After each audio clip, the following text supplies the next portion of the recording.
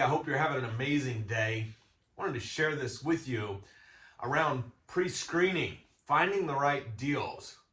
There is 3 major questions we must know when pre-screening a wholesale deal.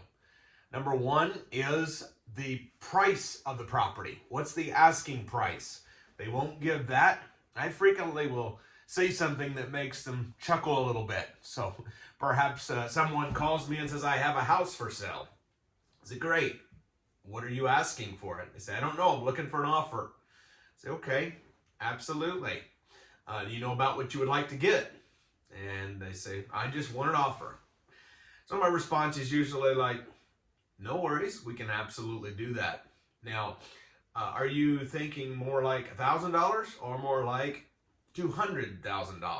This is if it's a lower price house.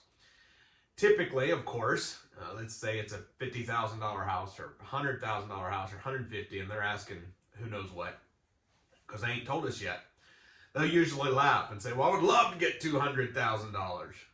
And so obviously it's a higher priced house. You're going to say $1 million or something. Say something outrageous on both sides. And they usually laugh. And I say, well, I'd love to give you 200, but from what I've seen on Zillow, it may not support that. And so I was hoping to get closer to that 1,000 mark. And I laugh, they laugh. We have a good little chuckle. And then usually they'll name me a number. Well, I need $60,000. I need $80,000. I need $100,000, whatever it may be. And so that is how I get, number 1, the asking price. And it gets them laughing, builds a great rapport. They like you, you like them. Everybody's happy. So that's number 1, ask price.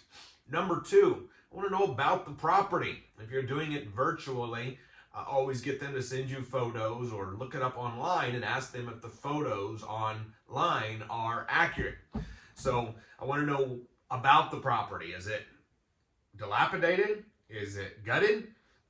Does it need a roof and a new central heat and air and new everything? Or maybe it's just needs a little cosmetic updating. It's going to make a big difference on what we're able to give for it, of course. So number 1, ask price. Number 2, what's the condition of the property? And number 3, I always like to find out, ask them what their motivation is, what their reason for selling is. Now, this isn't absolutely necessary or vital, but I always like to find out. Now, I will tell you, because sometimes an inherited property is a different motivation, of course, than someone who's going through a divorce or someone who, something has happened in their life. Maybe they're going into foreclosure. So I want to know what is driving them to sell. And that helps me be able to pinpoint and make sure I can meet their needs. Now, the first segment of this video that we just covered about the 3 things to find out is revolving around wholesaling especially. Now, obviously, if you're doing owner finance, sub-2, and creative terms deals, then you're going to need a few more bits of information.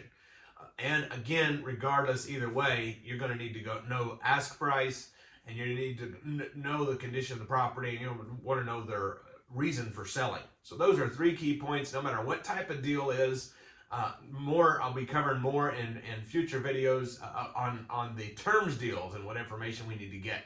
But finding out these 3 key questions will save you a lot of wasted time, because if their asking price is way far off and they say they are not flexible, then it's an absolute waste of time. If the condition of the property is such that it doesn't match the asking price, then it can be a waste of time. And thirdly, if they say, well, I was just seeing what I can get, well, sometimes that means there's not a high motivation there. And so they're going to quickly find out that, we're not into paying full price, full retail with all cash. We do pay full price sometimes, but with other strategies, not all cash.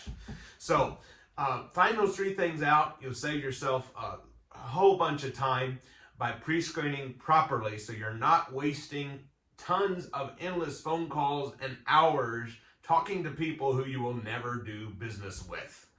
Hope this is a help to you and your business. I look forward to seeing you in the next video, and click the like button if you would, and click subscribe.